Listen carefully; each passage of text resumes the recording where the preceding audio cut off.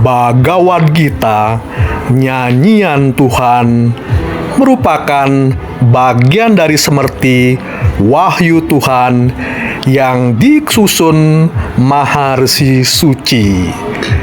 Keagungan Bhagavad Gita ditujukan kepada umat manusia untuk mencapai tujuan hidup sejati, yaitu bahagia di dunia dan bahagia di akhir. Sebagai ajaran kehidupan yang universal, maka Bhagavad Gita akan bermanfaat kepada siapa saja yang menghayati dan mengamalkannya. Bhagavad Gita terbagi dalam 18 bab yang mencerminkan kehidupan manusia, keluarga, kemasyarakatan yang temanya sesuai dengan kekinian karena bersifat sanata dharma, tidak pernah lekang dengan waktu. Untuk mengagungkan Bhagavad Gita, wahyu Tuhan, maka marilah kita terlebih dahulu berdoa. Om apawitra pawitra pasarwang wasta gatra viwa yahmarit pundarikasa yantara suci. Om Sri Wisnu, Sri Wisnu, Sri Wisnu. Ya Tuhan, apakah hamba dalam keadaan tidak suci, ataukah hamba ada dalam keadaan suci, atau dalam keadaan apapun hamba? Dengan mengingat Pundarik Sam Tuhan di dalam hati, pastilah hamba disucikan lahir dan batin atas anugerah-Mu. Sebagai ajaran kehidupan, bab 1 hingga bab 18 merupakan satu kesatuan yang utuh. Marilah kita awali dengan menghayati bab 1 Arta Pratamudaya yang berisi Arjuna Wisata Yoga, terbagi dalam 47 sloka.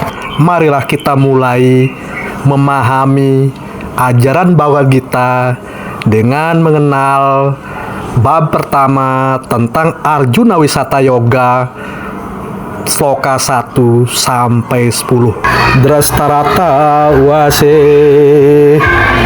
Dharma setre kuru setre samaweta yuyut sawa mamakah pandawas saewa kim akur watasan jaya. Dasrarata berkata, apakah yang akan mereka lakukan, pasukanku dan pasukan Pandawa di medan Dharma Kurukshetra yang siap tempur, wahai Sanjaya? Sanjaya wase Dastatu pandas naikam Yudam Duryudanas tada acaryam upasangam ya Raja Pacanam abravit. Sanjaya berkata, setelah melihat pasukan Pandawa siap berbaris teratur, Raja Duryudana datang mendekati gurunya dan berkata, Pasaitam Pandu Putranam Acarya Mahatim Camitam Tirudam Drupada Putrena Tawasinyena Dirimata. Lihatlah, itu pasukan Pandawa yang angkat besar dipimpin oleh putra Pandu dan oleh putra Drupada, muridmu sendiri yang bijaksana, wahai Dang Acarya. Atra Sura Maheswasa Dimarjuna sama Yudi Yuyudano Piratas Cadrupadas Camaharta.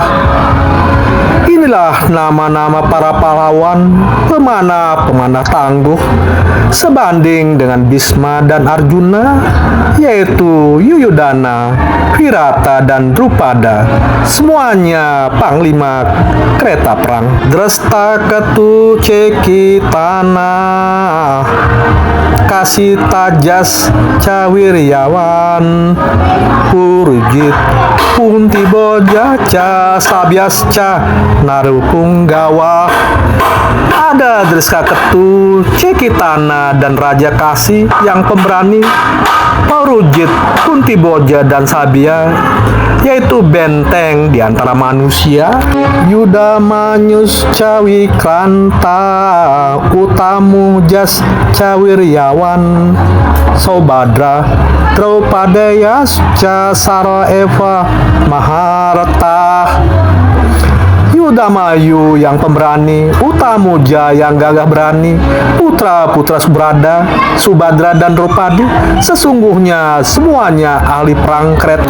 Asmakam tu visistaye tani boda bijutama nayaka mamasiyasya samarjatam tandrawite.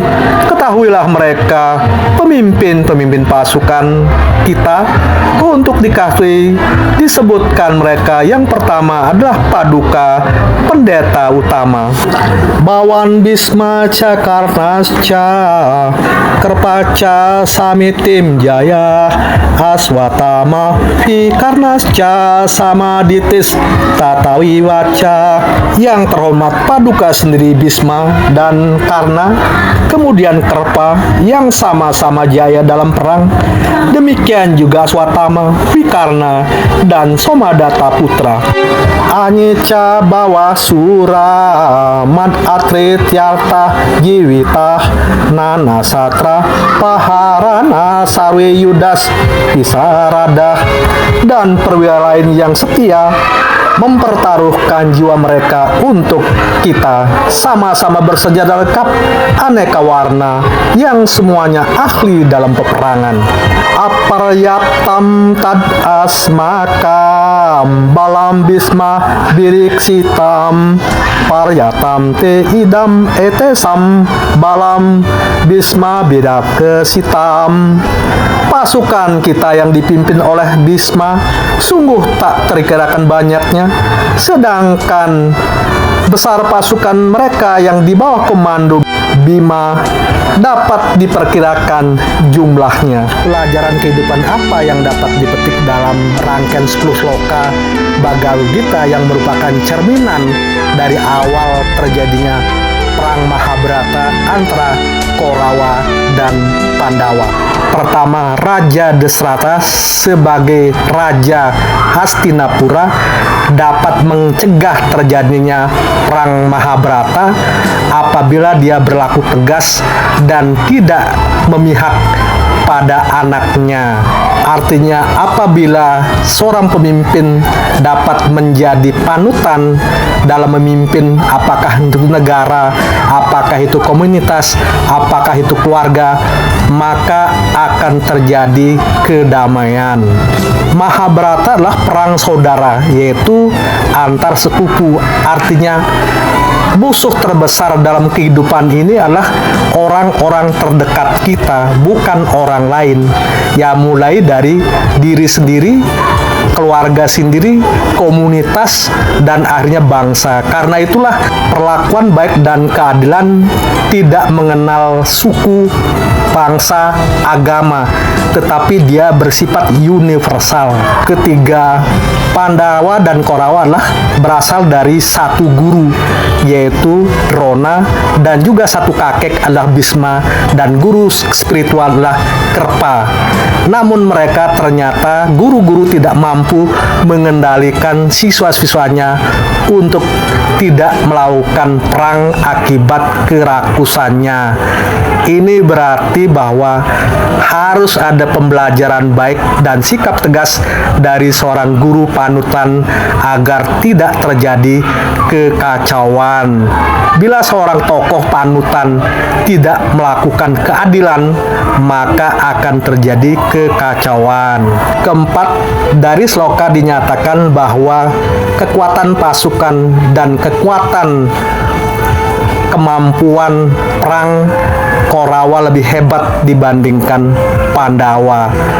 dan inilah yang memicu keyakinan bahwa mereka akan menang. Terjadi arogansi karena merasa kuat, padahal kekuatan itu juga ada batasnya. Kelima, perang ini adalah melibatkan perang kebajikan melawan ketidakbenaran, di mana simbolnya adalah dengan terlibatnya Krishna di pihak Pandawa. Bagaimana hasilnya? Mari kita cermati.